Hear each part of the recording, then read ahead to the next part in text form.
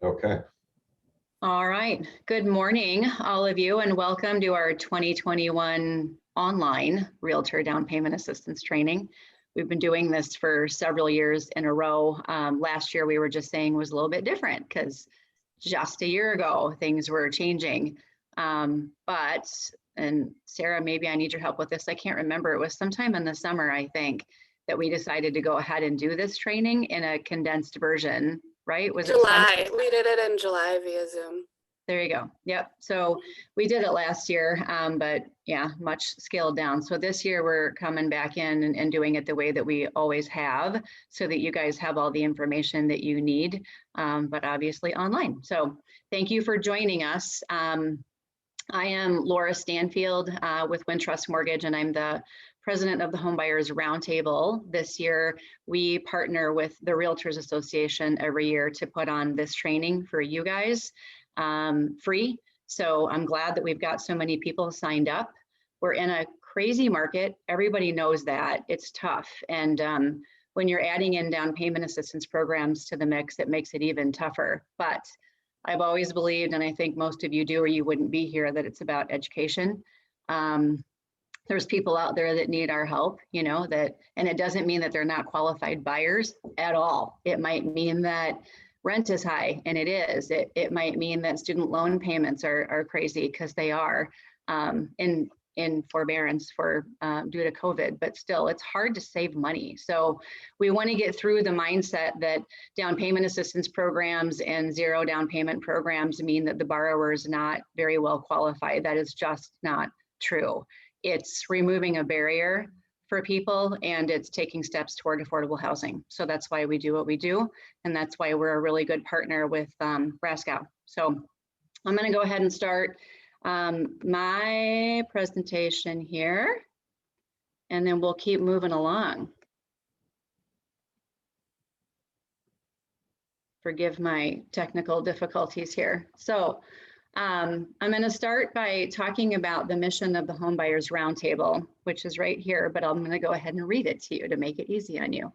The Homebuyers Roundtable of Dane County is a collaboration of housing industry representatives that promote home ownership through education and counseling to low and moderate income families. We believe home ownership will increase family stability and financial security, stabilize and strengthen communities and neighborhoods, generate jobs, and stimulate economic growth. So I'm going to start by playing a little video about who the Roundtable is. Many of you are a part of our organization, and we appreciate you. Some of you may have never heard of us before. So we want to tell you a little bit about who we are. Here we go.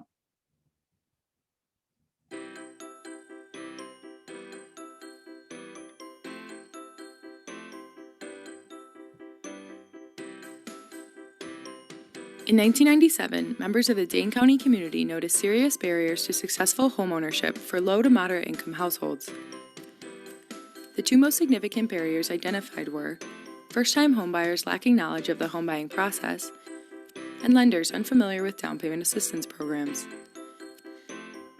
The Homebuyers Roundtable of Dane County, also known as the HBRT, was founded as a not-for-profit organization to address these barriers. The HBRT is a collaboration of housing industry representatives that promote homeownership through education and counseling to low and moderate income families. We believe homeownership will increase family stability and financial security, stabilize and strengthen communities and neighborhoods, and generate jobs and stimulate economic growth. There are 3 ways that you can become involved with the Homebuyers Roundtable. If you're a potential homebuyer, you can receive HUD-approved homebuyer education. Classes for first-time homebuyers are held regularly throughout the year and include information on credit, budgeting, the real estate contract, choosing a lender and a mortgage, closing documents, and much more. The resulting certification meets the requirements of all down payment assistance programs for single-family dwellings. If you're a lender or realtor, the Homebuyers Roundtable can educate you too. HBRT provides 2 down payment assistance training sessions for lenders in February of each year and to realtors in March of each year. The lender training provides lenders with materials and borrower qualification requirements for area down payment assistance programs, enabling lenders to stay updated on the current requirements for available resources for their clients. Similarly, the Realtor training is also focused on awareness for realtors, enabling them to offer basic education on down payment options to their clients. The third way you can become involved with the Homebuyers Roundtable is to become a member. The Homebuyers Roundtable is made up of individuals from the fields of lending, real estate, government, and nonprofits. We come together each month to share industry trends, network, and learn about housing issues through presentations by content experts. The Homebuyers Roundtable is an incredible resource, whether you use us to buy your next home or to better enable yourself to help others become homeowners. For more information on educating yourself through the Homebuyers Roundtable or becoming a member, please contact info@homebuyersroundtable.org. Hit 1453. It made a new intraday high by a cent, but right away the wall was reformed. They are trying super hard. They might succeed. I have no idea. Sorry about that, guys. Technical difficulties. There we go. So the Homebuyers Roundtable, hopefully that gave you an idea of who we are and what we do and why we do it. We want to point out some things on our website too that we've worked on over the years. We want to be a good resource for you, for your clients, to find out about what programs are available, to find out if clients are ready. Maybe they have no idea if they're ready. And while we want them to start with a lender, maybe they kind of want to do some research on their own first. So you can kind of tool around the website a little bit, but we have a couple tools on here. One of them, you'll see the key on your screen that says program search.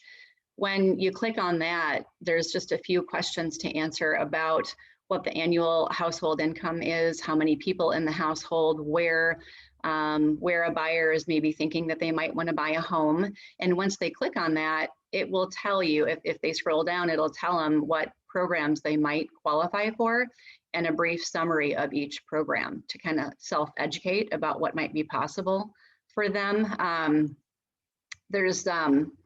then there's actually another tool here. If they move around a little bit more on our website, they're going to find there's a readiness tool actually. So in the readiness tool, depending on how they answer the questions as they go, it's designed to funnel them out into, like maybe they answered a couple questions about, do you pay your rent on time? Do you pay your utilities on time? Depending on how they answer questions like that, it might funnel them out into resources about working on credit first. Maybe that's the first step they need to take. Or maybe they're okay there, but maybe they need to work on some savings, because while we're working on getting people some assistance, let's say for down payment, or maybe they're looking at a zero down program, we all know it still takes money to buy a home. You still have to have some savings and pay for inspections and appraisals and homeowners insurance and all that. So we want to be sure that we're educating on all that, on all the pieces, so that when people decide they're ready, it's based on education and really knowing if they are ready. If it kind of funnels them out into, you know what, it seems like you're handling your credit well and your budget well, then we'll direct them to the free homebuyer education classes that you heard about in the video. And then you'll see on our calendar there, actually, if I move forward a little bit, here are some of the questions that I was talking about in that readiness tool that we have. That's just a snapshot of it, but that's an example of that people can go through on their own.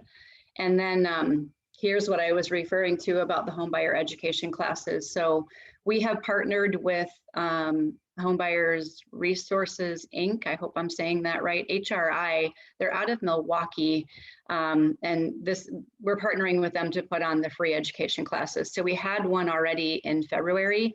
We have another one coming up in a couple days on Saturday. So if you have any home buyers that are interested in just learning more about the process as a whole, or want to know if they might qualify for some down payment assistance, they need to go through HUD-approved education to be able to get the down payment assistance. And so this program satisfies that requirement. It is HUD approved. So they will have 6 hours of online education, and then after that, they'll go through 2 hours of one-on-one counseling where they dig in a little bit deeper about what's going on with credit and kind of determine readiness from there. So if people are ready to go, then they can start shopping and they will know what programs they qualify for. If they're not ready, that's not the end of the story. So HRI works with these people, puts them on a plan, a 12-month plan, and they check in with them quarterly to find out how things are going. So we love how they do that because we know that people are really well taken care of and they're getting guidance about what to do next. A lot of people just don't have any idea what to do. So we're trying to overcome that with these classes and today with educating you guys. And then keep in mind, there's another one coming up on April 10th. So far it's all Saturday classes, but then we're talking about what we're gonna be doing May through December. We will continue with monthly education classes. So stay in tune to the Home Buyers Roundtable website and our calendar. We're gonna have all of our trainings, all of our education, our events on the calendar. So you can always go in and check that out. And I want to make sure that I point out that we can't do this. We can't put on free training for lenders, for you, for home buyers if we don't have help from our sponsors. So I want to be sure that I mention our sponsors.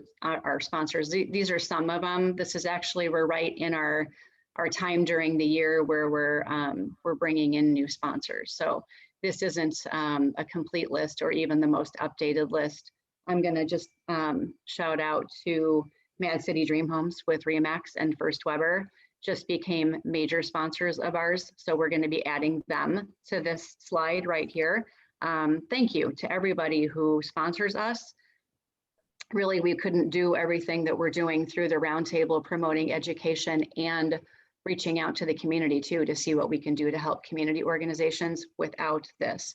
And then here's our mid-level sponsors and friend sponsors. And we've got quite a few people actually that we're adding. Well, WIDA's continuing, RASCW and Wintrust Mortgage are mid-level sponsors, and then friend sponsors. Start Company was on there. State Bank of Cross Plains just joined us. And Homestead Title, I think, is on there, but we've got a lot of people coming in. So if I haven't mentioned anybody, I apologize if you already have signed up. We're gonna be sure that we recognize you both in social media and everywhere we can. So thank you for all of our sponsors. Thank you to all of our members. And if you're interested in checking the Home Buyers Roundtable out, please do that. There's a lot of information on there about what we do and how you can become a member and help us out. All right, so. Just one quick question, Laura, Sure. that came up in the chat is, are any of the classes in Spanish?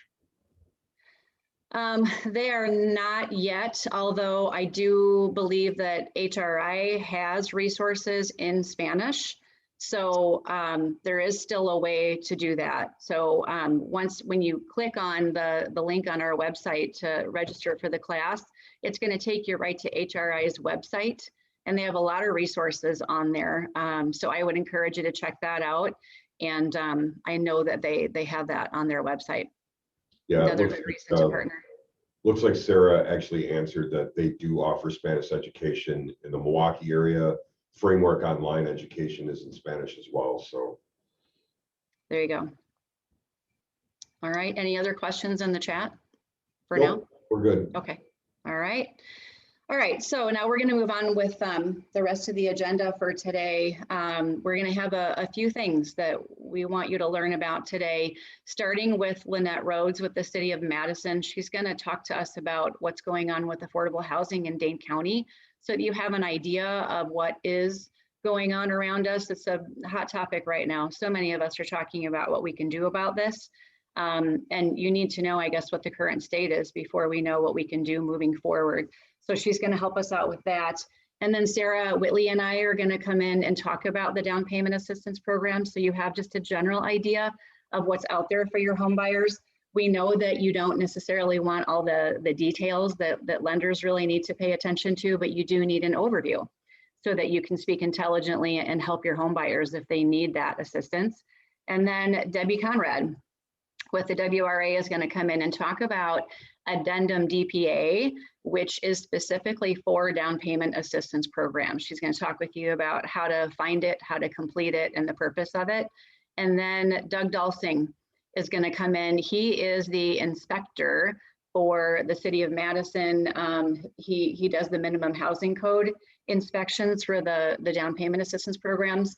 And it's really helpful for you guys to know what he's looking for, so that as you're looking through properties with your clients, or if you're a listing agent, as you're listing properties, these are things that you might want to pay attention to and educate your clients on, so that they know what might be necessary going forward, especially if down payment assistance is going to be involved. Okay, and then at the end, we're going to see if we can leave a little bit of time for questions. But in the meantime, if something does come up, like a few of you are doing now, please utilize the chat. We want to be sure that we're getting your questions answered, but we're going to roll with the presentations as they are, and then answer questions kind of in between at the end of every presentation. All right, so with that, I'm going to go ahead and hand it over to Lynette. All right, hello everybody. I'm Lynette Rhodes. I work in the City of Madison's Community Development Division. So I oversee for the City of Madison kind of our affordable housing policies. So that's everything from our homeless services to the development of multifamily and our down payment assistance programs. So I am going to share my screen. I do have a PowerPoint for you guys. Making sure you guys can all see now that PowerPoint. Good, okay. So I was asked to come and give a 10 to 15 minute, just kind of update, a snapshot of what housing looks like in the city of Madison, and especially affordable housing. Normally when I do presentations, especially about affordable housing, I really start with the history of barriers to affordable housing. I could probably talk about that for at least an hour, especially with a group of realtors.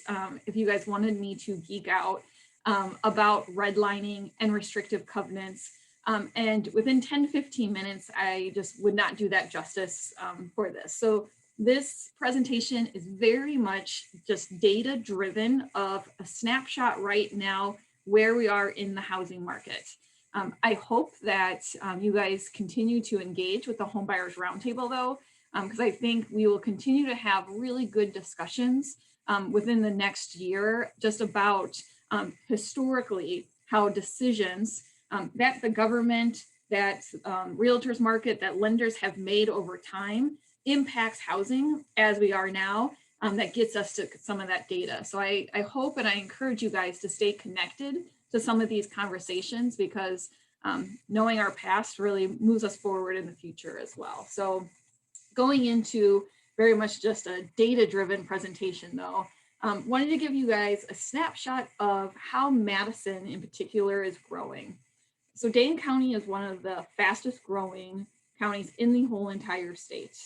We are having populations move in, and then one of our issues with the fact that we don't have enough housing inventory is, back in 2008 to 2015 or so, 2014, we weren't really building a lot of new inventory either. So here we see just overall our total growth for the last 10-year snapshot that we took.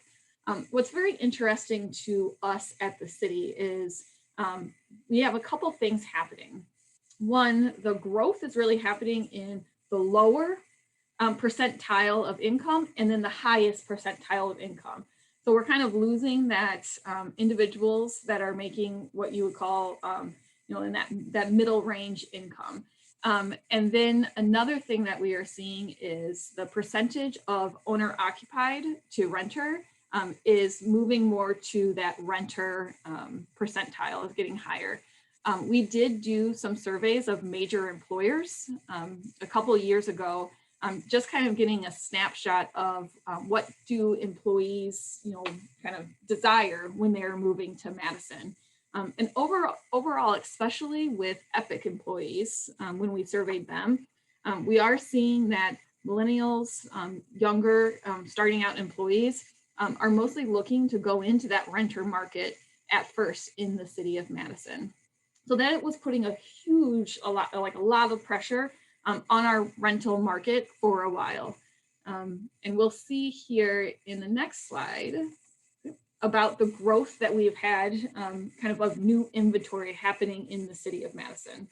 So you guys probably have seen a lot of bigger apartment complexes going up, especially in the East Wash area, on the Park Street area. At least in the city, we've been really focused on subsidizing multifamily development in the last few years, mostly because of what we've seen of that increased growth happening, especially at those lower income levels, and that desired switch of people looking for the rental market versus the housing market, or versus the owner occupied market. Another reason for some of that trend that we're seeing an increase in multifamily is the financing was there. We have more opportunities to capture and leverage, especially when the city of Madison is financing something, leverage those low-income housing tax credits and other financing models that will focus on that rental market versus finding lenders that are going to invest in even that kind of missing middle type housing of condos. That was really hard for us to engage for a while with lenders willing to take that risk on condos. So especially you'll see in 2016, that was kind of our biggest year for multifamily. So the yellow is the kind of the bigger units being developed. We are starting to see a little bit of an uptick of building permits for single family homes again though. Just kind of talking about the costs now. So when we talk about affordable housing, one of the big things that we always talk about is who can afford moving into these units. So median renter household right now in the city of Madison, about $40,000. You can see here that the older housing stock, if someone is looking to rent, is not affordable to them. We do have, if they're looking in like, early 70s to 80s housing stock, but even the newer housing stock. So when we are looking at this, it's usually things that are not subsidized by the city of Madison. The median renter cannot afford some of the newer housing stock that is going on the market either. And this is important sometimes when we're providing that education to renters. We have a lot of individuals that call the city of Madison inquiring about our down payment assistance, and we start talking about and running numbers of affordability, and to pay $2,100 for a 2-bedroom versus going to find a single family home in the city of Madison. Once you kind of go through those numbers with individuals, you can see that renting right now can be more expensive, which I'm sure most of you have talked with your clients about as well. We see this also in the costs of newer units for owner occupied as well. So again, what we're seeing here is right now, median renter is having a hard time even affording moving into the single family market. And this is one of the things that we talk about a lot with our elected officials of the importance of something like down payment assistance. Our housing prices are going up in the city of Madison. And sometimes the incomes are not inflating as much as these costs of housing. So to ensure that individuals who are also paying student loans and not able to save as much as they were in the past, have that ability to utilize some type of program that can be down payment assistance that can drive that cost of that mortgage down and get them into owner occupancy is extremely important. So I'm so glad that you guys are all here today to learn about those programs, because sometimes they can really make or break a deal to create affordability, especially for our median renters in our community. Just wanted to highlight the vacancy rate still in the city of Madison when we talk just about housing demand. So this is the rental vacancy rate. Healthy vacancy rate would be 5%. We are slowly starting to tick back up of getting to the healthy vacancy rate, nowhere near where it is right now. You guys can see the cranes in the air if you drive around the city of Madison. We continue to build, especially the apartments, but us or the private market are not building fast enough to just kind of create a healthy market right away. This is a this is a 10-year to 20-year plan that we are going to have to continue to invest in thinking about, you know, the new housing stock in our community, mostly because of that growth that is happening in the city of Madison. We also track the vacancy rate of owner-occupied housing as well. And so you can see back in 2018, that kind of went down big time.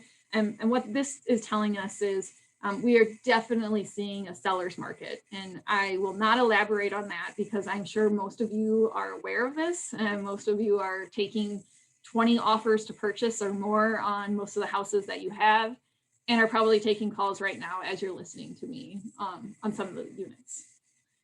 Another data point I just wanted to share with you guys, because I thought you might be interested in, is just where we are developing in the city of Madison and what we are developing. So the blue dots are where we are developing a lot of our multifamily rental. So you can see we're doing a lot of infill right now in that downtown area to create more density and multifamily growth. We've been really targeting on making sure that we have housing growth happening on the city's proposed bus rapid transit line. So in the next few years, we expect to have a very healthy public transportation system with the new BRT system. Very little single family development happening except for on the outskirts of the city of Madison right now. And really that comes down to the availability of mostly land in our area and what's available right now for those usually building of subdivisions and that kind of stuff. Now I do, even though I didn't start with talking about anything historical on redlining or restrictive covenants or race, I do want to touch base on it just because I think it's so important for us to have an understanding of who has access to housing choice in our community. So here, I just wanted to highlight, this is where there's owner occupied just by income. So I'm starting with income. So you can see that individuals that are owner occupied, mostly those that are under 80% county median income, you can see are on that east side of town. And then we do have some higher percentages over in the southwest area of Madison. Again, this is kind of showing us where usually purchase price housing prices and that income, kind of where that affordability pieces can be. We use this data sometimes when targeting and looking at special down payment assistance programs, again, trying to create opportunity in mixed income neighborhoods of other places that we want to, target or create, different types of purchase, rehab, or down payment programs to move people into certain areas. This map is talking about comparing what the average kind of households of color should be in the city of Madison. So this is kind of telling us where we have concentrations of individuals based off of race, or we are below average in certain census tracts. So you can see the darker census tracts is where we have significantly above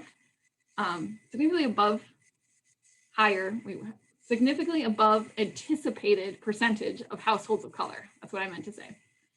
So we have high concentrations of people of color in that South Madison area. And here, what is interesting to us is mostly where we have the significantly below anticipated percentages of people of color. So again, we draw our attention to certain census tracts, especially on this west side area, and then just ask questions of what is happening in that area that is not drawing people of color to purchase, in that census tract. All right, my last few slides, again, are about where loans are originated for individuals of color. And we're seeing mostly that is happening on the outskirts of the city of Madison. Not much happening even for owner-occupied loan origination in the downtown area or near east or west side. And then on that same note of loan origination, one thing that we look at, so every year we do a 5-year plan called the Analysis of Impediments to Fair Housing. When we do this report, we're looking at a lot of data of just what are the barriers that people have to getting into housing in the city of Madison. And in the last report that we did just 2 years ago, looking at the HMDA data, what we found was the homeownership rate. You know, we have a lot more white households entering the homeownership market. If you are a Black household, you are about 20 times more likely to be denied for a loan. And when we broke that down and started looking at who was being denied loans, what was interesting to us is even in the lower income bracket, so a lot of times individuals say like, oh, someone was denied either for credit or they didn't have enough income. But even in that lower income bracket, we are seeing that Black households are denied at a greater rate than white households. So at the lender training we did, I kind of talked about that just a little bit more. You know, it's something to consider and to think about.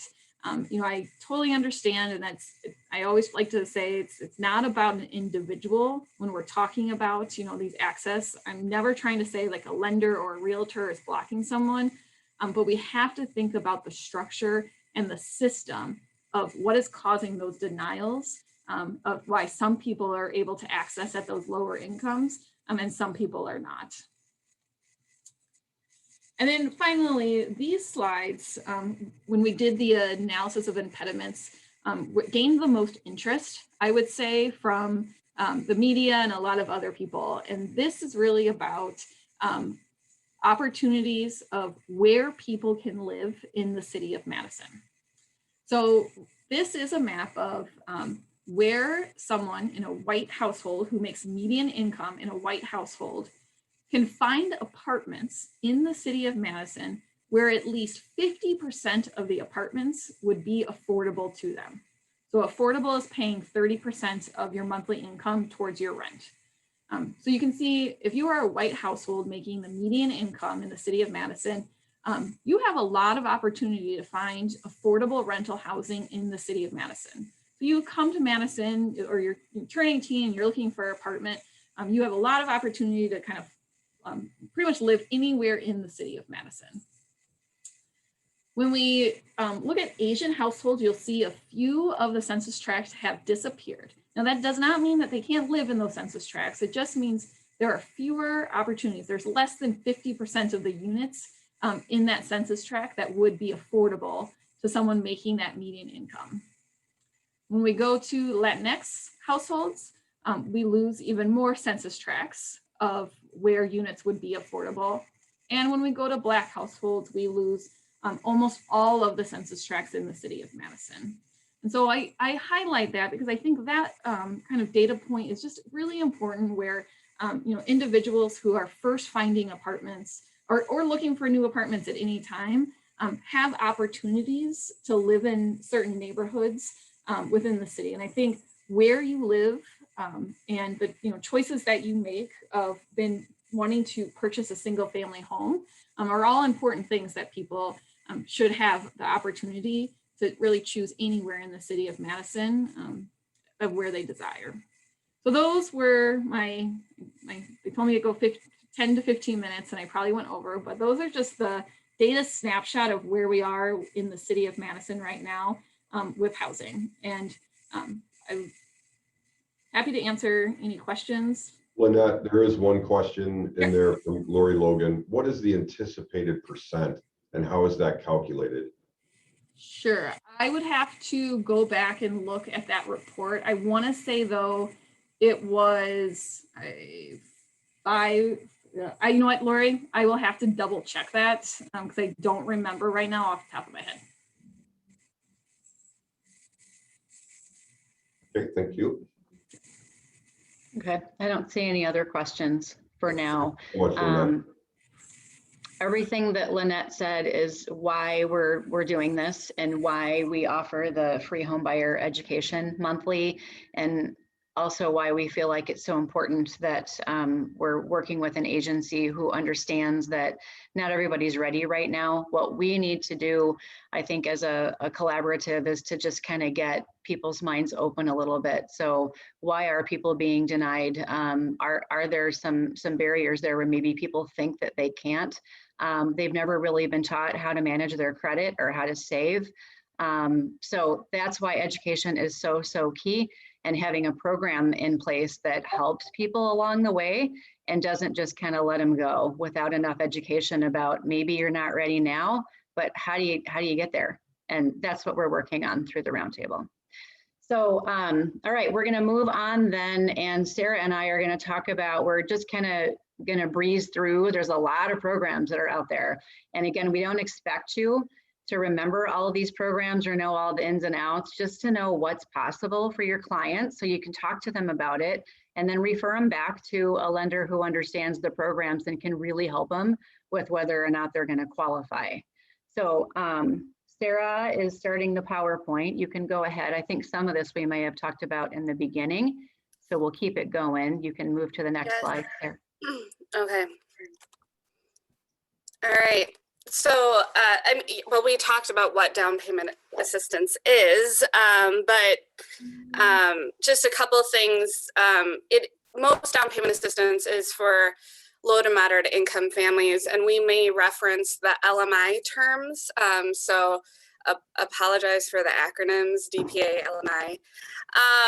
But the biggest thing, there are income limits that apply. The income limits for the majority of them are 80% county median income, and then there are some that are slightly higher.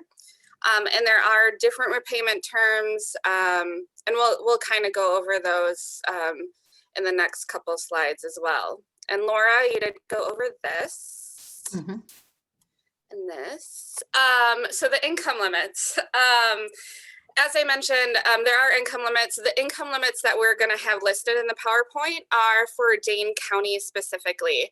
They are different for every county. Dane County is one of the highest income limits in the state of Wisconsin. And some of these programs can work outside of Dane County, so keep that in mind. And it's for all income for household members over the age of 18. So if it's you and your boyfriend are looking at buying a house, only you are on the loan, we also have to look at your boyfriend's income to make sure you're under income limits. Even if it's you have 2 kids and your mom's going to be living with you, mom might not be on the loan, but if she has retirement income or Social Security income, that income has to be used for to make sure you're under income limits for the down payment assistance as well. And they also vary for household size. These are the income limits for 2020. The 2021 income limits normally come available in May. These income limits come to us from HUD, so we don't really get to choose what they are. And they've been increasing over the last couple of years. I do want to mention though, like 2020 was a crazy year. So I would assume the income limits may actually decrease next year, but I could be totally wrong on that as well. So, and then some other eligibility. Laura kind of touched, they do have to do this homebuyer education to qualify, which they can do through HRI and HBRT, along with, there's some of the online education that's available as well. The majority of the assistance can only be used with single family homes, a condo, or half of a duplex. So most of it, you can't buy a 2-unit. So if somebody wants to buy both sides of a duplex, and they must own or occupy the property. Also, as I mentioned, they're area specific, which we'll go over when we go over each DPA. And then also, some people don't realize is if you haven't owned in the last 3 years, you can qualify for this assistance. Where some people are like, they were part of the market crash, years ago, and they're like, well, I owned a house before. Well, you haven't owned a house in the last 3 years. You could qualify for this assistance. So they may have rebuilt themselves over the last 7, 8 years. Why not take advantage of some assistance to help you get into a house again and, be on the uptick of things. And the majority of it, most borrowers have to put in at least 1% of their own funds. Some programs it's less, but just because they're getting down payment assistance doesn't mean they don't have to contribute any money. And then a little tick here at the bottom, there are programs that you have to be a U.S. citizen or permanent resident alien. Most of those programs are through the city of Madison or funded through Dane County, and the money comes from HUD, and that's the reasoning behind that. So, all right, Laura, I'll let you take it from here. Yeah, and I'll just add on to that 1% contribution. We don't typically run into a problem with that, because by the time earnest money counts, home inspection, if they pay for that, a year of homeowners insurance, appraisal, so all of that counts toward that 1%. And that's what we try to do up front with these education classes, is to tell people you still have to have some money, have to have money saved. It's not all, there in the form of down payment assistance. So Sarah and I are gonna start talking about some of the programs that are available. And again, kind of like a high level, just for you guys to know what's possible out there. So Home by the American Dream used to be 2 separate programs, and they're combined into one now. So through the city of Madison, you can see that the minimum is $1,000. You could get up to $20,000 in down payment assistance. So not bad, right? I mean, that bumps you from one price range into another, perhaps. That could be a huge difference. If it's Dane County, not city of Madison, the minimum is the same. The maximum goes down to $5,000. But we're going to be talking with you as we go about, this isn't a one and done. Like, you don't have to pick and choose a program. You might be able to stack a couple different programs on top and get more money. Like Sarah had already gotten into the 80%, and I agree with what she said. We try not to talk in acronyms, and if we do, please just ask us to translate, and we will. CMI, county median income, is what that stands for. So most of the programs are up to 80% of the county median income. That's the county that they're buying a home in. And like Sarah said, there's differences between those. So for this program, there's no interest, there's no monthly payment. It sits out on title as like a silent second mortgage, we call it. So it's going to be a second mortgage for sure, but they don't have any monthly payments, and no interest accrues along the way. There is an inspection that's required, that minimum housing code inspection that you're going to hear more about from Doug a little bit later in the presentation. So there's an idea of Home by the American Dream, and then we'll move on. And I think Sarah is DPP next. Yes, sorry. Multitasking, we all do that, right? Maybe not so well, but we do it. So Down Payment Plus, DPP, this is a statewide program. So it's not just for City of Madison or Dane County, it's statewide. So the amount can vary. The buyer could get up to $6,000, but here's where the skin in the game comes into play. So they have to have some contribution. If they put in, like the minimum is $1,000, let's say they put in $2,000, again, between earnest money, home inspection, all the things that they have to pay out of pocket anyway, if they put in $2,000, then they could get the maximum of $6,000. So DPP matches whatever the borrower contribution is times 3. And this is a program that for sure can be stacked, combined with other programs. Same income limit, 80% of the county median income that they buy a home in. The thing about this one is that the lender has to be a member of the Federal Home Loan Bank of Chicago. There's another acronym in there. But the client, if you're kind of talking with them about this, just tell them to ask the lender, can you offer these funds? Are you a member of the home or of the Federal Home Loan Bank of Chicago? The lender ought to know that, and then they'll know if they can get those funds through that lender. I'd say these are probably some of the most popular funds just because they are forgivable. So if there is such a thing as free money, this might be it. They forgive it, over time. So if the home buyer lives in the home for 5 years, it's completely forgiven. They don't have to live there. That's just for it all to be forgiven. If they live in there for a year, then a year of it, it's prorated basically. So for as long as they're there, a portion of it gets prorated, which ends up being free. So we'll move on. I think, Sarah, you're going to talk about, is Momentum next? Home Start. There we go. Home Start. So thanks to all the realtors on here that we are able to offer the Home Start program. This one is funded through our Realtors Association, where part of your dues actually go to fund this program. So it's pretty awesome. This one is 3% of the purchase price, or $4,000 is kind of the max that somebody can get out of it.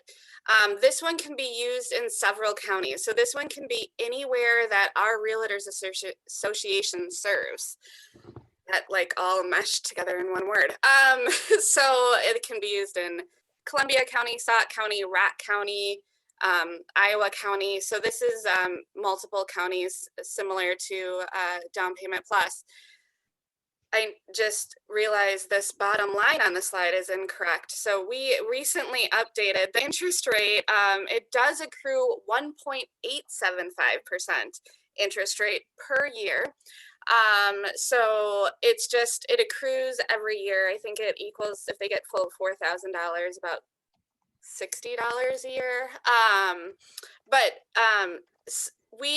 When I normally talk to clients about this sometimes, they might be able to get the City of Madison funds of 20,000, but they need that for down payment. This can help cover closing costs. So, so this can cover the rest of somebody's closing costs after they're 1% into the transaction. So this really can make or break a transaction. So, it does accrue the interest. There is no payment required, but applicants can make payments on it. If they get their tax refund and they're like, I want to pay $1,000 of this, because a lot of people forget they get this one. So they go to sell their house and they're like, oh, what is this $4,000 I have to pay back? So it is an opportunity they can pay back. There are no requirements. And I'm president of the Housing Foundation, so I wanted to say thank you to everybody who does contribute part of their dues to keep this one going. And then next we have WHEDA Easy Close. So to qualify for WHEDA, so WHEDA is Wisconsin Housing Economic Development Authority. So it's Wisconsin's housing authority. In order to qualify for this, you have to be doing a WHEDA first mortgage, where they have a conventional loan option or they actually have an FHA loan option. So you can use this with both. I guess I missed an update on this slide too, but this is actually for the easy close, they can actually get up to 6% of the purchase price for this transaction. So anywhere from $1,000 up to 6% of the purchase price. So they can use this to cover down payment and closing costs, and any money they contribute into the transaction, they can actually get back at closing. At a closing a couple of weeks ago, somebody did a $5,000 earnest money to win their accepted offer. They left closing with $4,700. Pretty sweet deal. This one does have higher income limits. It's based off of 100% area median income. You can go to WHEDA's website. It's just WHEDA.com, and all the income limits are out there for you. This one is a 10-year fixed rate second mortgage. So they do have monthly payments on this one. There's no prepayment penalty. So if they wanted to save the money they had saved for, possible rehab or moving expenses, whatever, they can put, all of that towards the principal of this and pay this off sooner than 10 years too. So There's no interest rate, or sorry, the interest rate is the same as the first mortgage. So if the interest rate is 3% for the first mortgage, it's going to be 3% for the second mortgage as well. We don't, do we have the capital? I don't think we have the capital access on here, Laura, do we? I don't think we do, no. So WIDA also has capital access funds, which I'll quickly touch on. That one is 3% or 3.5% of the loan amount, with the minimum of $3,000 or $3,500 as it's listed on here. And that one is actually a deferred second mortgage. That is based on the 80% county median income, similar to the other assistance we spoke about. It's a deferred second mortgage, no payment required on it. And that's a statewide program as well, similar as DPP. So I'll move on to momentum, Laura. Okay, and Sarah made a good point. And again, something that we just want to be sure that we get across in this training, and hopefully you spread it, to your peers. If people are taking advantage of down payment assistance, it again does not mean that they're not qualified or not ready. Sometimes people do want to reserve funds that they have saved for home improvements, or sometimes people feel comfortable having a certain amount of savings reserves to fall back on, and they don't necessarily want to spend it. That said, there is a maximum amount, that people can have in reserve to be able to qualify for these programs, because it truly is meant for people who can show that they have the need for it. So momentum, we'll move on to momentum. This is a program that used to be coordinated by the Dane County Housing Authority, and Moving Out picked this up so that we could keep it moving. It's funds that are available in Dane County, so not the city of Madison. They would not work there, but Dane County does. Moving Out, like I said, administers this program, and there's the maximum that they can get up to $12,000. Same income limit as we've been talking about. Most of these programs are 80%, the ones that we're talking about here. Same as some of the others, most of the others, no interest accrues on this. There's no monthly payment. So it is a second mortgage again. All these are, they set out there as a silent second mortgage, and they don't need to do anything with it until they sell or cash out. Refinance is usually when they have to take care of it. There is that minimum housing code inspection is required again, and we're not going to get into that now. We're going to let Doug talk to you about what that means and what you guys need to look for. Renters are not allowed. So that's momentum in a nutshell. And yeah, so process. That's why we're doing this, right? So we do the annual lender training, this training here for realtors, because we want you guys to know at least enough about this to be able to talk about it, feel comfortable just talking about it. You don't need to remember the 80% or debt ratios or just don't worry about that stuff. That's for us to worry about. But we really do want you to know what's possible for your clients so that you can educate them and they can educate themselves, and we can kind of all work together to see how many people we can help use these programs.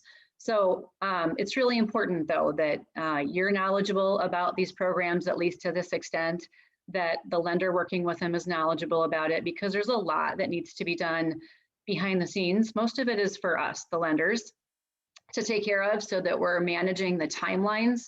That has to be key. There's dates and deadlines in the contract, of course, and we don't want to miss any of those. So the lender needs to know what they're doing, and we are the intermediary. So we're the go-between between the client and the down payment assistance programs and the administrators. So we are the ones that make sure that we get all the documents gathered and into the down payment assistance programs so that we can get that process underway timely and keep things moving along, and also educate on these timelines and the inspection and what all that could mean. So please do reach out to, if you've got a buyer that's interested in down payment assistance. We all have to come at this as a team approach.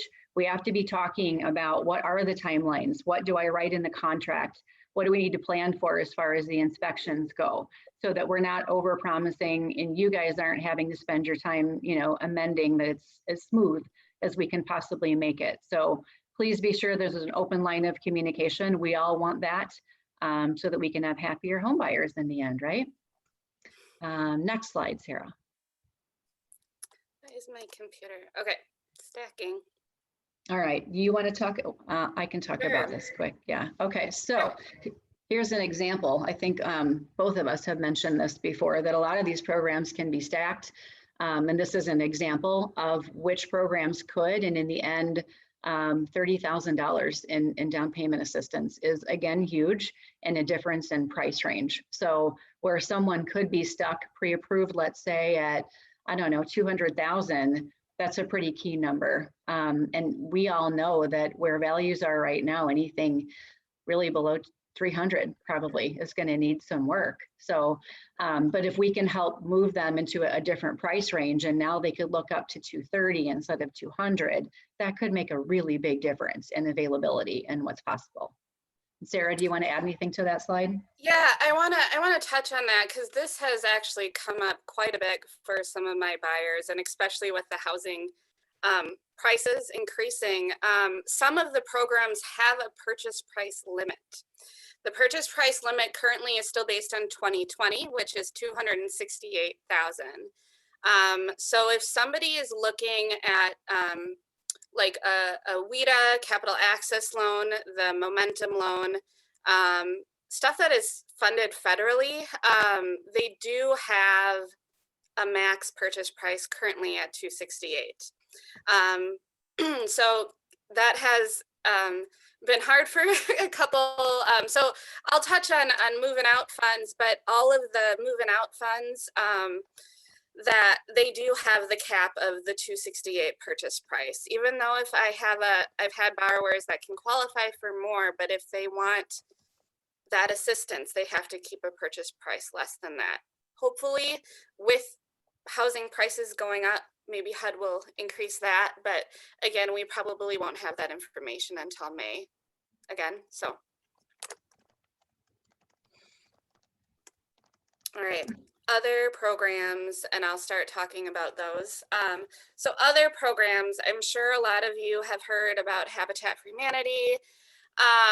One that has actually come up, it's been a huge nationwide thing, is a community land trust. Madison Community Land Trust has been around for like 20 some years. And I guess it's probably one of the longest in the entire nation that I've actually found out. And more agencies throughout the state are actually looking at doing this. So if you guys have heard of like the Troy Gardens, over on the north side, or Camino del Sol properties, those are all part of the Madison Area Community Land Trust. How that works is when a borrower purchases the property, they only have to purchase the improvements, and then they have a 99-year ground lease with the land trust. Where how that helps with affordable housing is, you know, the land might be worth $60,000 and the house is worth $140,000. A borrower only has to qualify for a purchase price of $140,000, and then they have like a $75 land trust fee if they buy a single family house from them. So and when they sell, they have to sell to somebody below 80% county median income. So that one kind of keeps affordable housing alive, and it's like I said, it's actually being looked at nationally. Operation Fresh Start and Wisconsin Partnership Housing for Development actually collaborate a lot. They purchase homes and they sell and rehab them and sell to borrowers below 80% county median income. And then also to touch on the Urban League.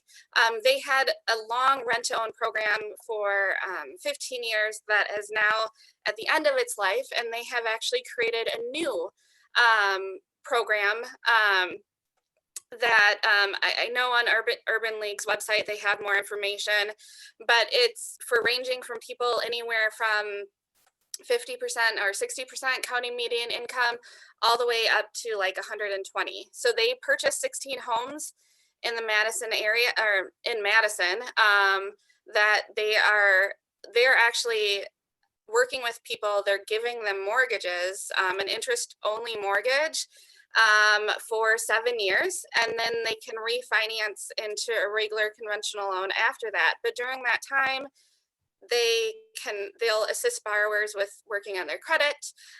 They'll also, part of their payment to the Urban League will go into a savings account to help with reserves. They'll be paying their own taxes, their own homeowners insurance. But for more information, reach out to the Urban League regarding that, because I know they have a lot of homes available. And moving out, as I mentioned before, so moving out, we don't really have the information on here about their programs, but they have in the city of Madison, somebody can get up to $30,000 in a deferred second mortgage. And then in Dane County, they can get $24,200. But both of those programs have a purchase price limit of $268 currently.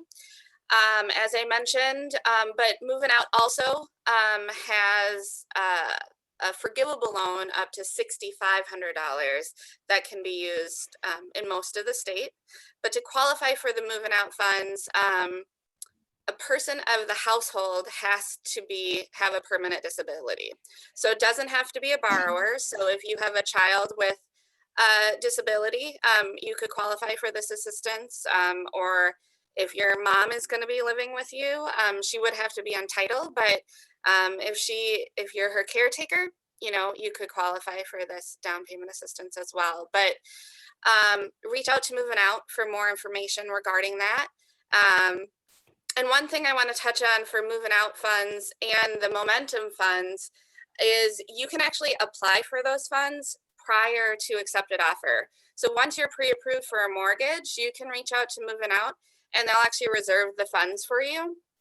So once you have an accepted offer, they can move forward right away and order the inspection. And there's some disclosures that they actually want you to include with the offer as well. So keep that in mind. And now we'll go to any questions. Yeah, I saw that Ryan had a question, and many might. He had a good point that a lot of people don't really know what some of this stuff means, which is fine. It's why we're doing this. But just as a quick recap, Sarah and I have mentioned that there are programs, most of them set out there as a silent second mortgage. WIDA is the only one that requires a monthly payment. And then the Home Start funds through the Realtors Association is the only one other than WIDA that accrues interest. The rest of them do not, no payments, no interest. So Ryan was asking about how that works. It just means that it sits out there as a lien on the title, and that's what we mean by silent, because there's no payment due on it. It just sits there. And so the house is sold, then that has to be paid. So whatever is owed on it needs to come out of whatever the proceeds are. Or if the home buyer or homeowner is doing a cash out refinance, a lot of those programs will not agree to resubordinate, meaning they will not stay in second mortgage position in a situation like that. So they may require that the lien be paid off at that point in time. Hopefully that clears it up a little bit. And Sherry had a question regarding the income limits. So Sherry, yes, if you have a single person household, their income has to be under $54,950 to qualify for the program. If it's over that, then they won't qualify. So I hope that makes sense. And Lori asked about shared appreciation. So the City of Madison loan programs, when they get paid back, they get paid back with shared appreciation. So it depends on how much. So if somebody was buying a $200,000 home and they got a $20,000 deferred loan, which would be 10% of the purchase price, if they sold in 10 years, and they'd have to pay back 10% of that sales price. So if it was $250,000, they'd have to pay back $2,500 versus the $20,000. If that helps with the shared appreciation question. But also if the property depreciates in value, I know some people are concerned about that. I know the city will never make somebody bring money to closing if it would put them in a hardship. Or so if brings the bottom line, it would read it zero bottom line to bring to closing, they would forgive the remainder of the debt if that has come to fruition. For some people, I know some people get scared about that. So. And I think, well, there was one other question about like a pamphlet available to give to your clients. And I'll just say, please visit our website. We've got all these resources, summary of the programs. We also have a matrix on our website so that you can see the details of each program, what works well with other programs. It's all out there, but of course we're resources for you too. We know this is a lot of information and we don't expect you to retain it all. So reach out about any questions that you have, but please do utilize the Homebuyers Roundtable website. I think you'll find a lot of good information on there that might help answer some of these questions. So we're going to move on to Debbie Conrad, who's going to talk to you about what Addendum DPA is and how to find that. Go ahead, Debbie. Thank you. Good morning. I'm here to talk to you about the Addendum DPA down payment assistance. I don't know if my PowerPoint was going to be used. Down payment assistance addendum, here it is. It's short. It's just a one-page document. This was developed a few years ago by the WRA in conjunction with the Affordable Housing Equal Opportunities Committee of the Realtors Association of South Central Wisconsin. So we kind of put our heads together and developed this addendum. It provides you a tool for layering in the down payment assistance funding that the buyer is looking for into the regular residential offer to purchase. And so it's a tool for getting that information into that offer and bringing some basic information to the attention of everybody that's involved. It can't really be as detailed and precise as some addendum that you're used to working to might be because of the different programs, because you may have multiple down payment assistance providers that you are going to be working with. If you are writing an offer to purchase and you want to find the down payment assistance contingency, it's available in zip form and it's also available from the WRA in its form subscription PDF package. And so it's just gives you a good way to bring that, bring the down payment assistance into the offer to purchase. And so I guess I wish that we had the, it's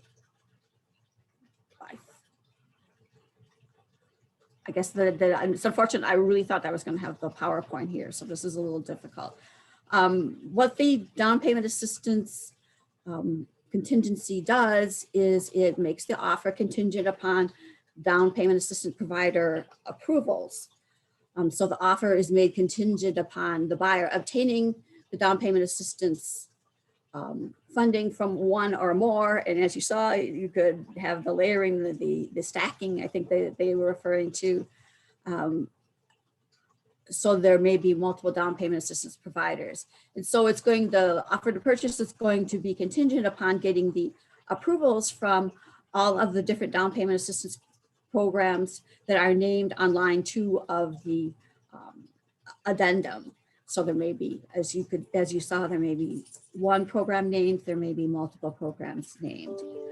You also get the opportunity to, on line 5 of the addendum, to indicate the total amount of assistance that the buyer is seeking. So that's written in there.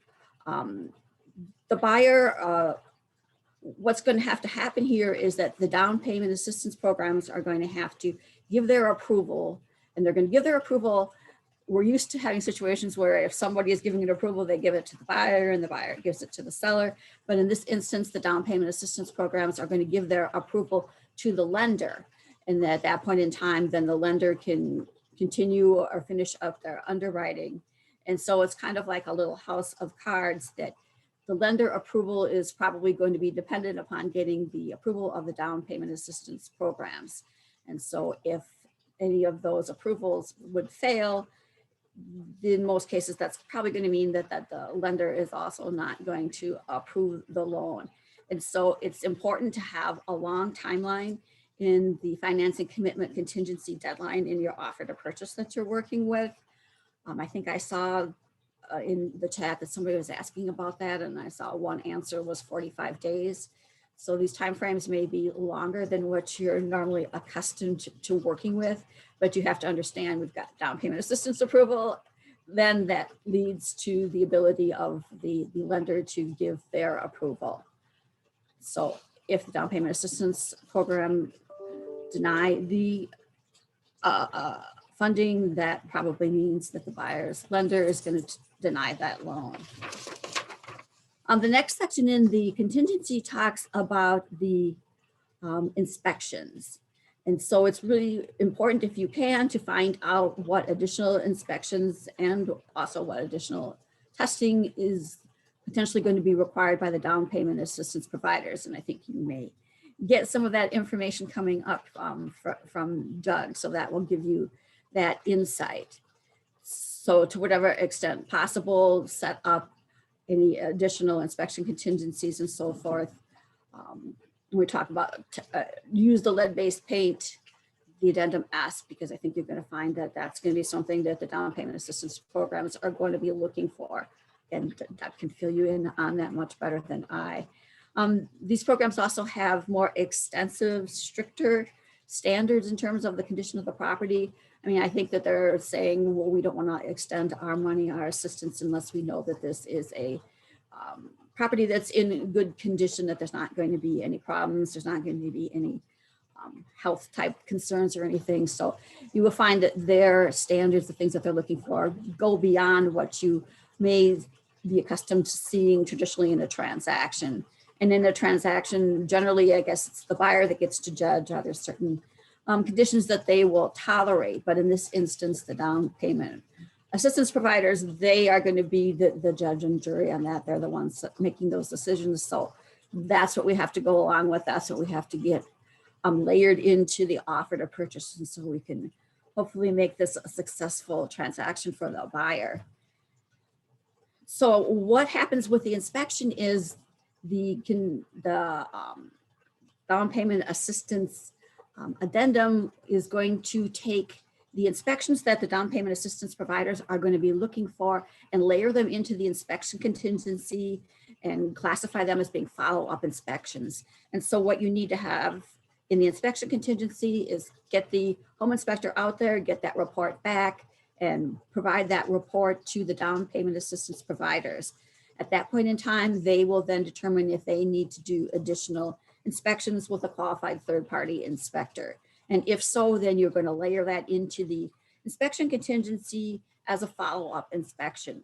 And so hopefully, you know, that means all this needs to be done before the deadline that you have in the inspection contingency. So once again, we're saying you will need to try to push all of those deadlines out as far as possible, because there are a lot of things going on here behind the scenes, and you're going to need some time to make all of it happen. So once the down payment assistance inspections come back, at that point in time, the buyer can give their notice of defects. They can give as defects things that they normally would object to. Plus, they also can give as defects things that the down payment assistance inspector also had a concern with. And so the addendum is telling you that the definition of defects is enhanced to also read into it automatically any criteria that the down payment assistance program has. And so then the buyer can give a notice of defects based on the home inspection and based on the down payment assistance provider's inspections. And so at that point in time, it locks back in and you have your normal sequence of events. And hopefully there's not anything too serious that the seller can't repair, so that this transaction can go forward.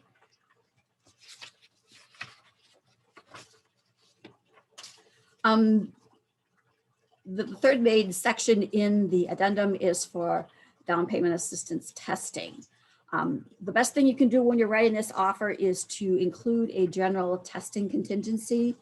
And on the line where it tells you what substances you're going to test for, If you know if there's any additional substances that the provider is going to want to test for, you can write them in.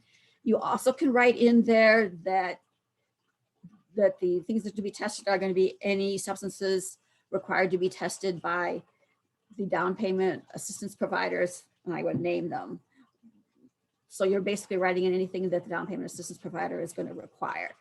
That normally is the kind of general language that I am not a fan of, but in this situation, without having pages and pages of all kinds of detailed provisions, that's going to be probably the best that we can do. So, and you also have to keep in mind there's going to be some stricter standards out there. So find out what things you're going to need tested. In the offer we have today, I would assume you're going to do the radon testing contingency, and make sure you have a general testing contingency in there.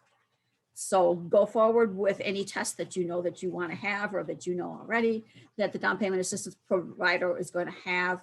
Then when those testing reports come back, you provide those once again to the down payment assistance program and see if they have any additional testing that they want to do.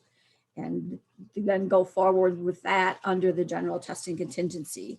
Again, you got to push that deadline out there and give as much time, because we're having 2 layers of things going on in this kind of situation. So again, it's critical for in your financing commitment contingency deadline, in your testing contingency deadline, and in the inspection contingency deadline, make them all as long as you possibly can. So I see Laura on the screen here. Does this mean my time is up? Yeah, so there's a couple questions maybe, Debbie, if you can see that, and I wonder if it's better, because I know we're running short on time and we're probably, full disclosure, going to be running a little bit beyond our scheduled time, but this is a lot of information, a lot of good information, and we want to be sure we get Doug in here to really talk to you about the things that Debbie alluded to and Sarah and I have alluded to. Don't be afraid about the things that we're talking about here. The minimum housing code things that come up are very similar if any of you have worked with like VA loans or FHA loans. It's health and safety issues.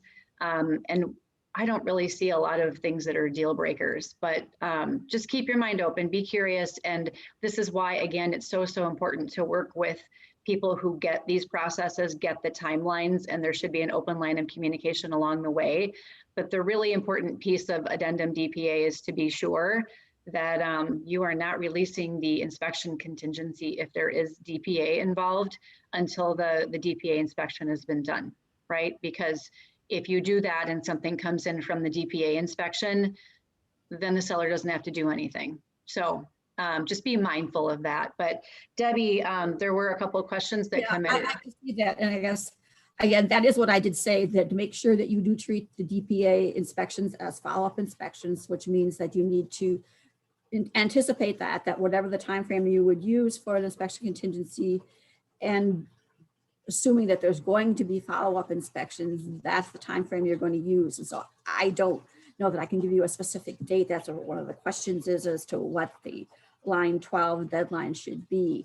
Whatever you would use if you are contemplating that there's going to be follow-up inspections. And so there's clearly going to be 2 rounds of inspections. And so you need to have whatever it takes for your home inspector, and then add some additional time for the down payment assistance provider inspections. For the addendum S, does it need to be completed if the addendum DPA addresses testing that might include lead-based paint? I guess I'm not totally clear about that. I mean, I would assume that you're going to have to use the addendum S, that the down payment assistance programs are, I guess, and Doug can answer that for us, but they're going to require that there's a inspection, that there's a risk assessment for lead-based paint. Addendum, it would be required, right? Regardless, depending on the age of the home, the addendum itself, but then whether or not there's. I guess, I'm sorry to interrupt. In a normal transaction, I mean, that's a choice, that's discretion, but in terms of the down payment assistance providers, again, that's something you can do your research, do your homework, or maybe we're going to get that information from Doug, that I think they're going to require the lead-based paint. In normal transaction, that's a choice. A lot of people don't necessarily use it, but in this kind of situation, you want to assure these programs that we have a safe property. And so that's why my assumption is going to be that it's going to be need to be used because of the down payment assistance providers. All right, so we'll keep an eye on the chat and answer via chat with regard to anything that Debbie talked about. And then as far as timelines go, somebody had asked before, like how long it typically takes to get through a process with down payment assistance. And my answer was the administrators typically ask for 45 days.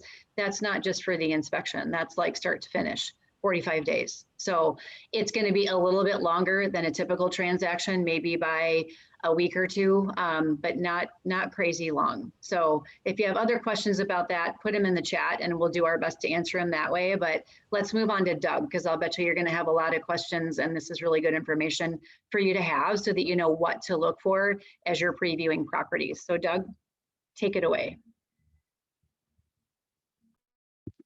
Yes, I will take it away, and then I'm just finishing up answering a question that just popped into the chat for Tori.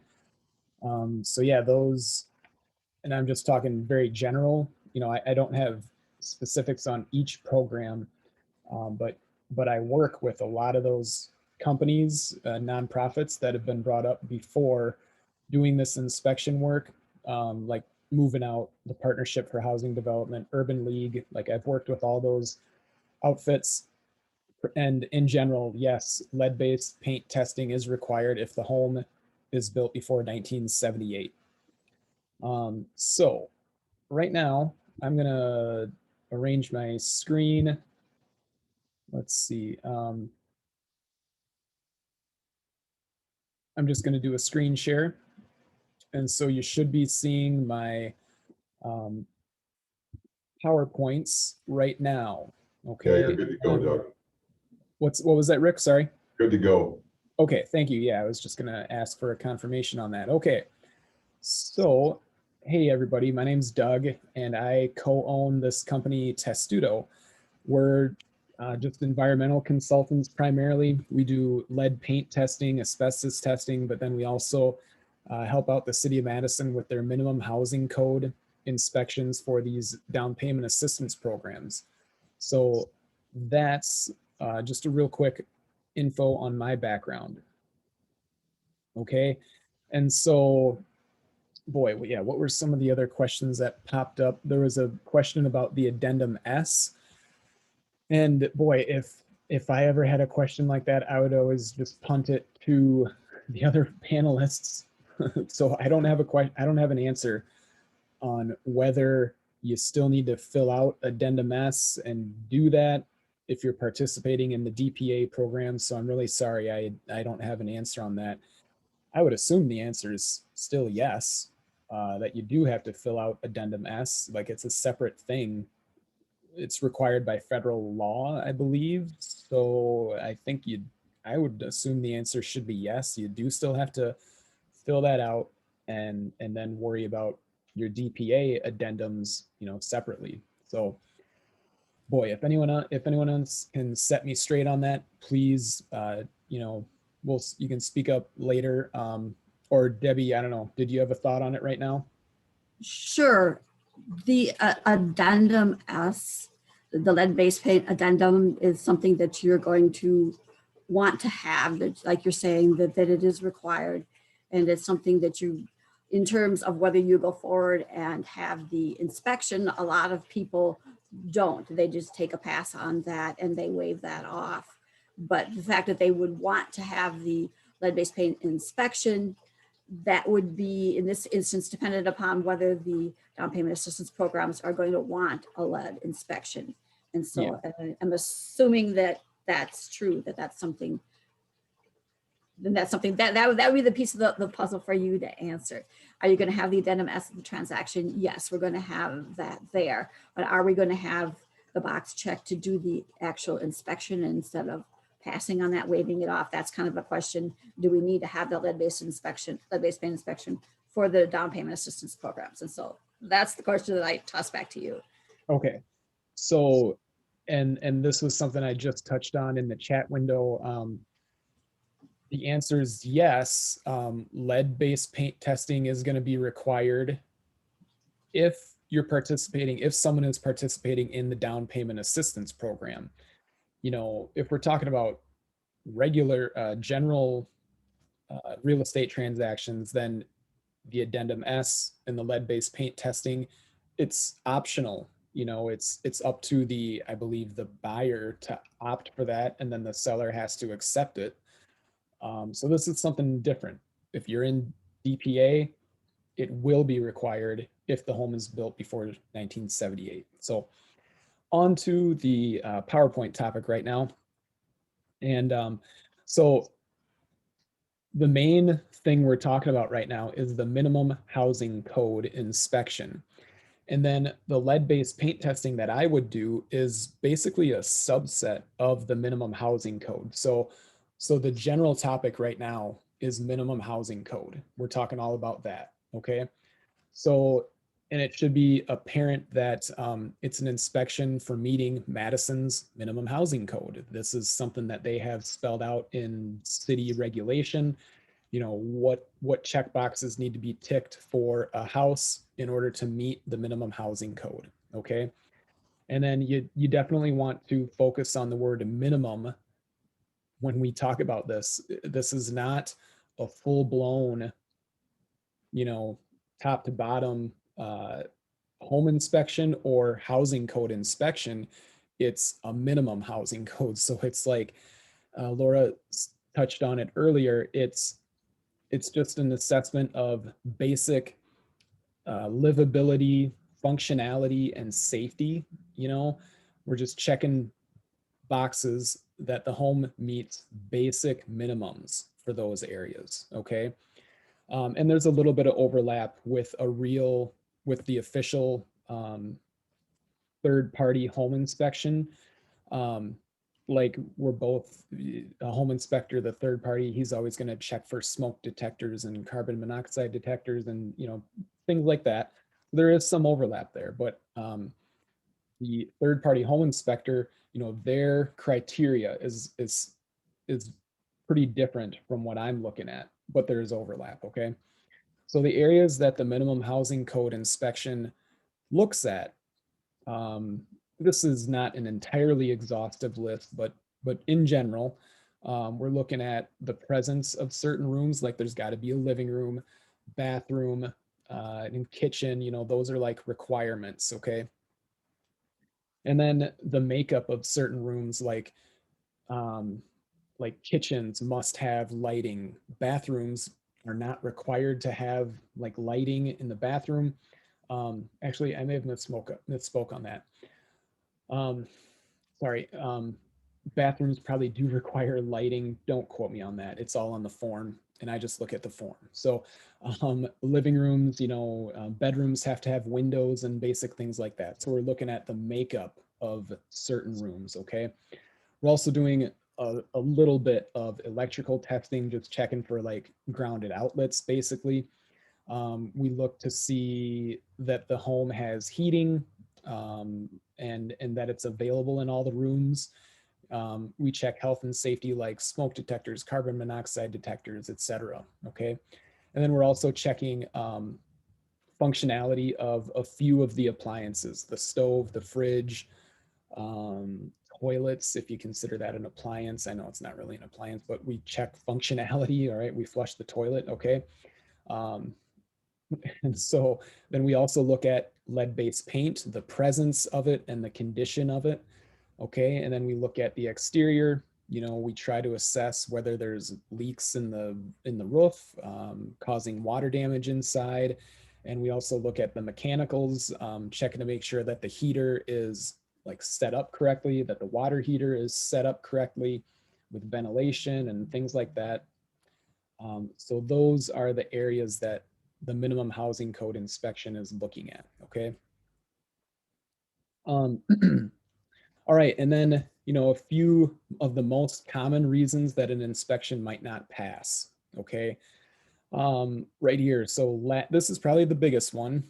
You know, if you really want to increase the chances of a smooth inspection process, you know, one that's gonna hopefully pass the first time, you know, look at this list and I can even provide the inspection sheet ahead of time. So like reach out to me, I can send that to you.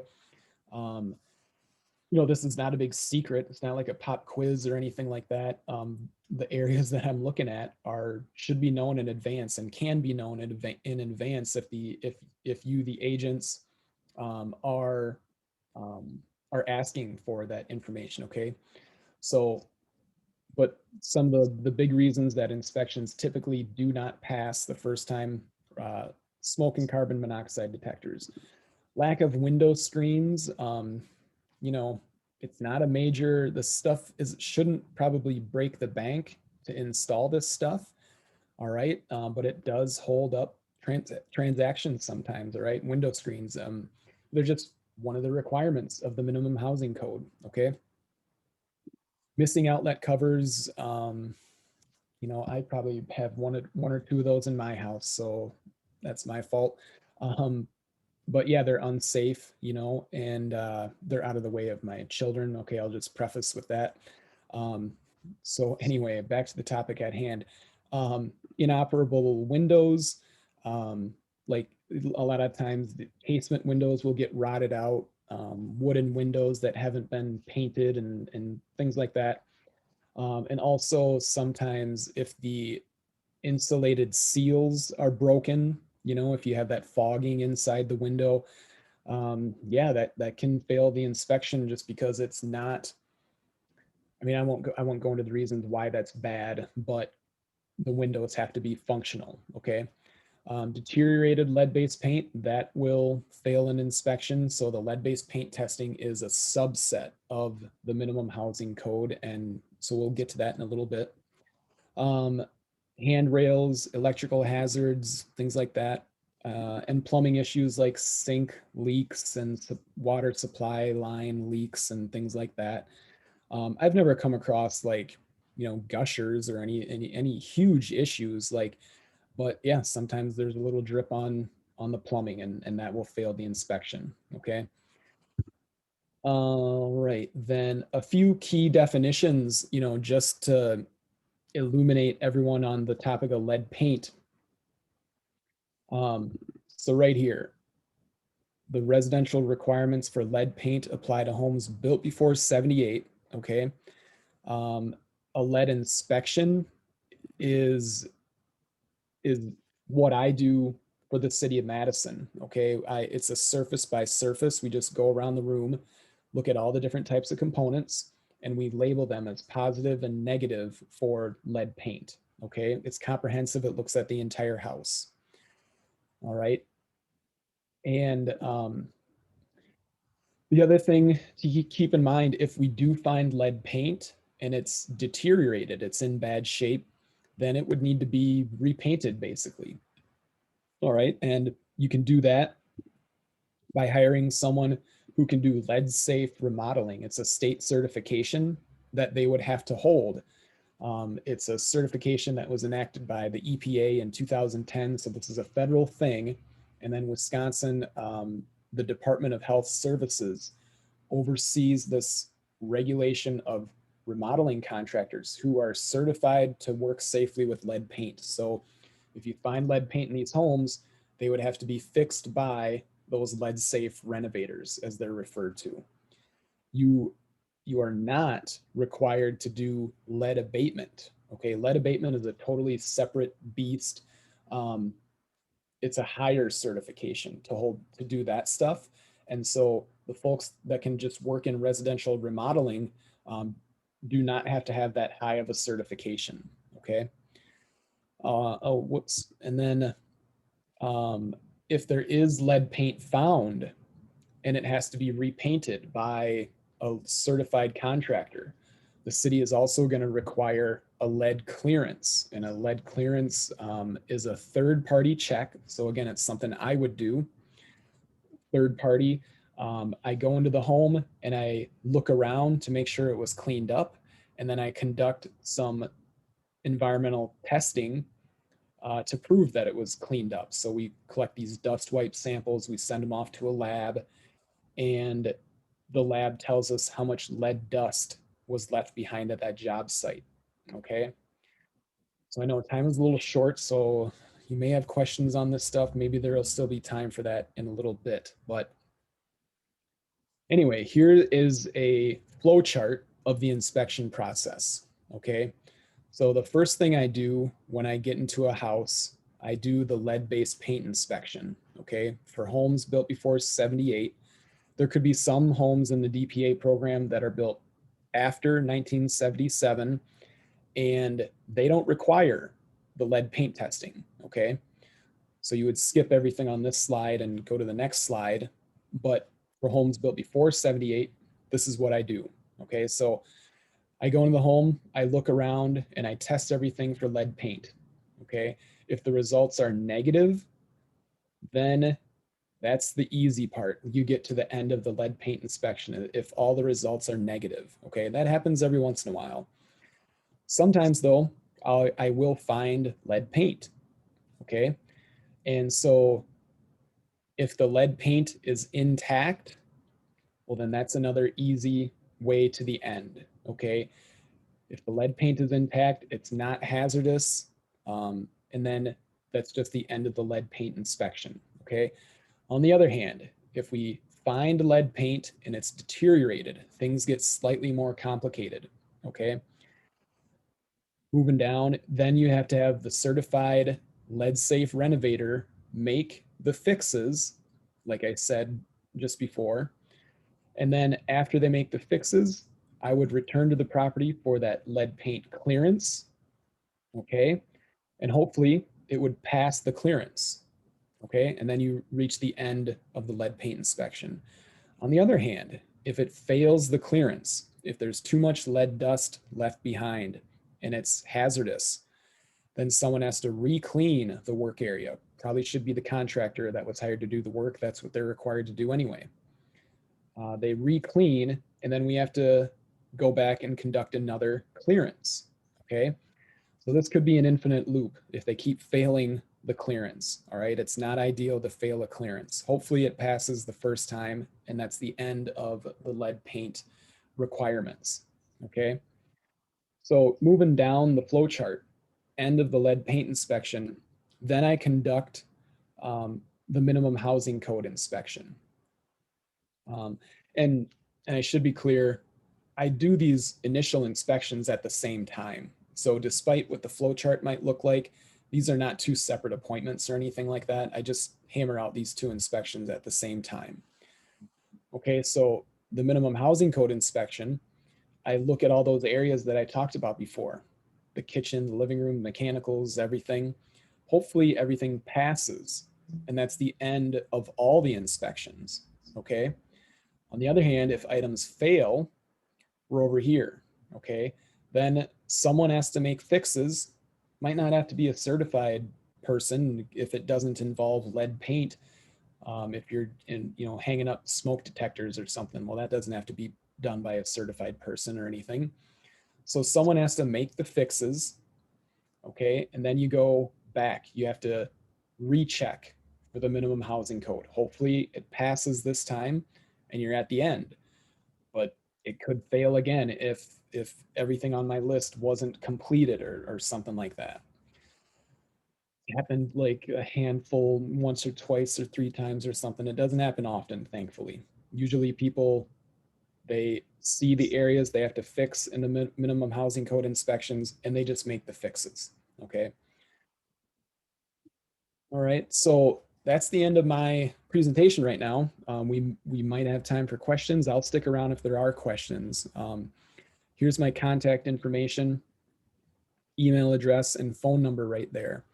So reach out if you have questions, and I highly encourage you to reach out before for a copy of the inspection sheet that I look at. Okay, this is not a big secret, the areas I'm going to look at. All right, so I'm going to stop sharing and then officially hand it back to Laura probably. Thanks. There are, yeah, Doug, there are three questions that I'll bet you a lot of people might have. So how much it costs for the lead-based paint inspection? Someone said I thought it was very expensive. So yeah, I can talk about that. So if the home is in the DPA, the down payment assistance program, there's zero cost because the city pays for that. Okay, they pay my fees. All right. Now, if someone is talking about inspection separate from the DPA, if you're just wondering like, hey, Doug, when you go to do a lead paint inspection, what does it cost? I can give you ballpark figures on that. A lead test similar to the one I would conduct for the city of Madison, that would start at $475. Okay. Ballparked like 450 to, you know, 550, somewhere in there. Okay. And then, okay. And then it looks like there's a follow-up question. What is the cost of lead paint remediation? Boy, that is such a wide spectrum. You know, if you have to hire a certified contractor to go to your house and repaint, I don't know, a wall or something that has deteriorated lead paint on it. I mean, just to get a contractor in your home to do that work for a few hours, it's going to be several $100s. You know, you should not be surprised to pay, I don't know, $300 to $700 for something like that. Okay. But if they have to do a lot more work, like every once in a while, I come across a home that every single window is deteriorated lead paint. So if your contractor has to repaint every window in the house, that's going to be substantially more. You're probably looking at thousands and thousands of dollars there. And in my estimation, Laura brought up the idea before of like the deal breaker. If anyone's curious, if I had to pick one deal breaker, it would probably be lead paint on windows, just because it's pretty frequent in homes built before 78. And if it's deteriorated paint, all those windows have to be repainted, and that could be a little costly. So that's just my opinion. And then I don't know, does anyone, Laura, could you pick out other questions, or I'm just kind of. One other question was, well, Adrian asked, is lead paint determined by using a special gun or unit? Oh yeah. Okay. Yeah. So that question is pretty simple. When I do a lead paint inspection, I use an X-ray fluorescence analyzer. A lot of people call it a gun. Okay. It's shaped like a gun, and it's non-destructive. It uses X-rays to do the lead paint testing. That's what I use. Okay.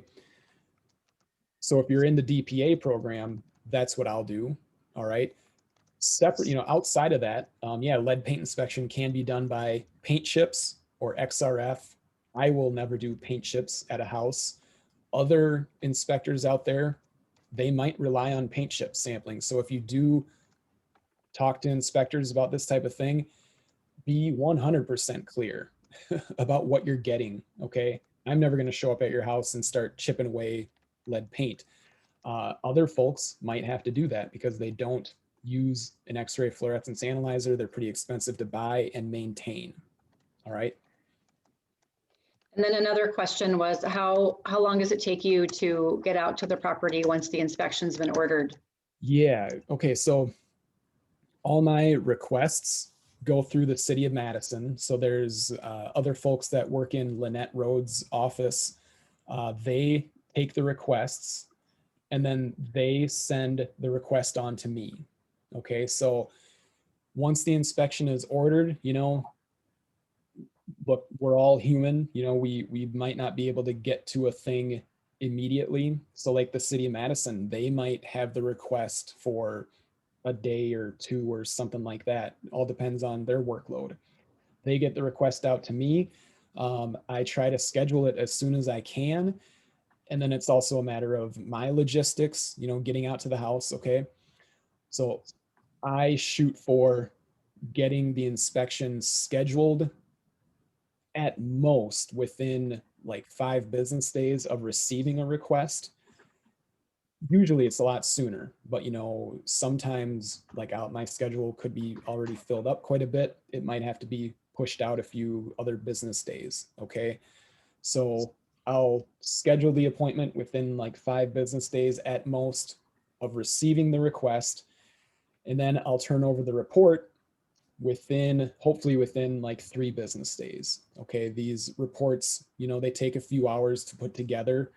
So that's just what I'm working with. Okay. And honestly, my experience has been that it's pretty quick. Doug is very quick about getting out there. And I know he's not an over promiser. So he's kind of telling you right now what he would want you to expect, but he's been very, very quick about it. And then when it comes to the reinspection, if there are some items that don't pass, that's again, a pretty quick process, has been for Doug. So on your end of things, it's really just about, please be sure that everything is done before Doug goes back out, because obviously that just delays the process and then people end up getting frustrated. It's also, like Doug said, something that the buyer does not pay for. The city of Madison pays Doug. So if he has to go out there again to reinspect, not ideal for a lot of reasons. So just be sure that you're going through the list, working with your lender, communicating with the listing agent, all of it, and just making sure it's all done so it's one and done. But a lot of the reason why we're doing this too is so that you have an idea of what to look for. If you're listing properties, you can talk with your sellers about, these are some things that I think you should do to get the house ready to sell, so that these things are hopefully covered ahead of time. And if you're walking through with buyers, then you can say, you know what, if you want down payment assistance, you're going to want to talk to your lender, but I think that might be something that we need to pay attention to. So this is all just to kind of prepare you so that you can better educate your clients. Yeah, Doug, go ahead. And then there's one more question about the exterior of the home being tested. And yes, the exterior is tested. And I'll just take 1 minute to give an overview of lead paint, like where it's found and things like that. So lead paint, a higher percentage of the time, lead paint is going to be found on the exteriors of homes, and then windows and doors. Okay, so if you have a home built before 1978 and you look around and you see the exterior is vinyl siding, metal eaves, maybe replace new doors, metal doors or something like that, right there, you've probably lowered the chances that I would find lead paint pretty substantially. The other thing is vinyl replacement windows. If you go into a home built before 78 and you're wanting to figure out, like, boy, is this going to pass the lead paint inspection? If it's got vinyl windows in the home, again, you've lowered the possibility that I'll find lead paint substantially, probably, I don't know, 50 or 60% or something like that.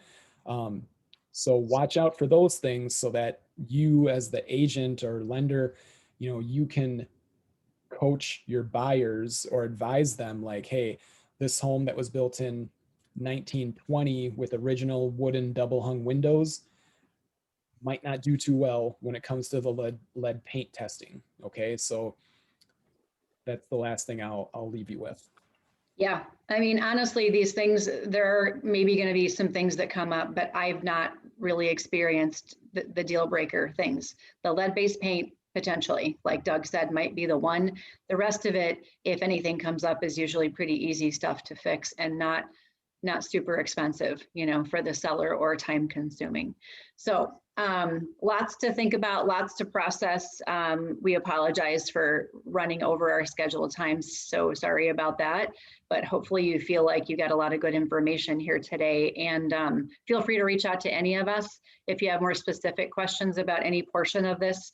And then I'm just going to say again, please utilize the Home Buyers Roundtable website. We do our best to keep all of our resources up to date on there, so that you have everything that you need. But if there's something that we haven't addressed today, please do reach out. Somebody asked how you direct people to to help with people who know these programs. We always go back to the Roundtable website, because all of us who volunteer and are part of the Roundtable care a lot about affordable housing, and we want to do what we can to make these programs easy to use. So please just reach out to anybody, and we'll be sure that we get your questions answered. If there's anything else, I don't see anything else in the chat. So I think we'll end it here, and then we will be sending out the information like a lot of you asked. And we'll be sharing, we've been recording too, so you'll be able to rewatch it if you want. Thank you all so very much for coming and enjoy the sunny day. Thank you.